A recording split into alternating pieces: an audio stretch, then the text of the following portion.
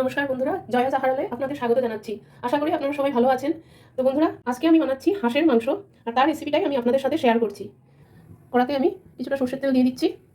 তো কড়ার তেলটা গরম হয়ে গেছে দেখুন। তো এবার এতে আমি গ্যাসটাকে সিম করে দিলাম, আর এই কুচনো পেঁয়াজগুলো আমি তেলে দিয়ে দিচ্ছি।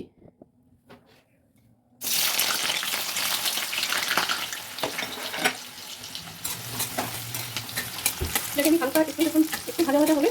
তারপরে আমি বাকি যে মশলাটা, আদা রসুন পেঁয়াজ দুটো আর কাঁচা লঙ্কা দিয়েছি। কাঁচা লঙ্কা আমি 8-10টা কাঁচা লঙ্কা দিয়েছি। আপনারা আপনাদের যেভাবে ঝাল খান সেই অনুযায়ী কাঁচা লঙ্কাটা দেবেন। আমি একসঙ্গে মিক্সিতে গ্রাইন্ড করে নিয়েছি।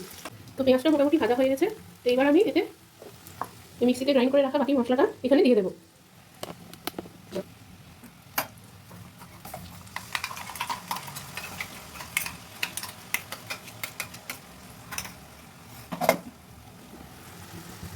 গ্যাসটা এবার বাড়িয়ে দিলাম।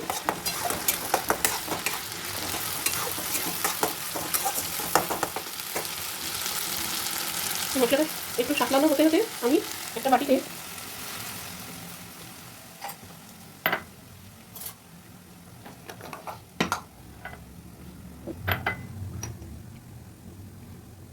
দেড় চামচ মতো হলুদ গুঁড়ো,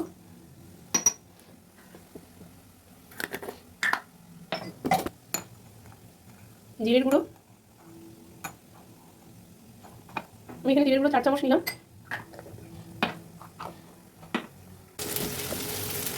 ধনের গুঁড়ো ওই 3-4 চামচ দিচ্ছি,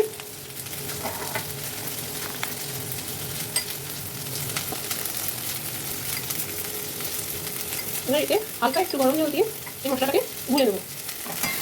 তো এখানে পেঁয়াজ রসুন আদার মশলাটা মোটামুটি সাতলানো হয়ে গেছে। এবার আমি এখানে জিরের গুঁড়ো, ধনের গুঁড়ো, হলুদ গুঁড়ো ও কাশ্মীরি লঙ্কার যে জল দিয়ে পেস্ট তৈরি করেছি এটা এখানে দিয়ে দেবো।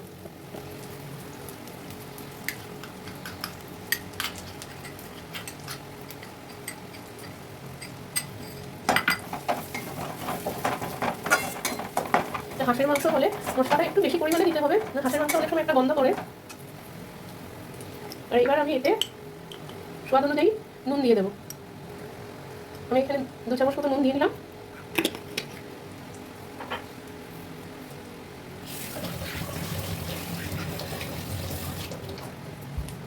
আর এখানে 3-4টে তেজপাতা আমি দিয়ে দিচ্ছি। এই মাংসটা কষানো হচ্ছে। তো বন্ধুরা দেখুন, মাংসটা মোটামুটি কষানো হয়ে গেছে।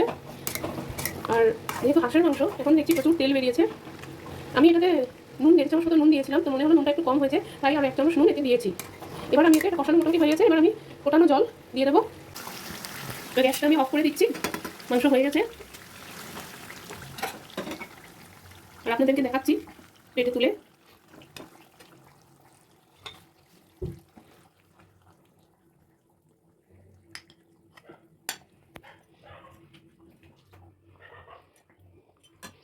তো এই দেখুন বন্ধুরা, আমার হাঁসের মাংসের রেসিপি দেখতে তো ভীষণই ভালো হয়েছে। তো এবার খাওয়ার সময় হয়েছে, খেয়ে দেখতে হবে কেমন হয়েছে। তো বন্ধুরা, আমার ভিডিওটা আজকে আপনাদের কেমন লাগলো কমেন্ট করে জানাবেন। আর যদি ভিডিওটা ভালো লেগে থাকে একটা লাইক, শেয়ার আর সাবস্ক্রাইব করে দেবেন। ভিডিওটা আজকে এখানেই শেষ করছি। ভালো থাকবেন সবাই, ধন্যবাদ।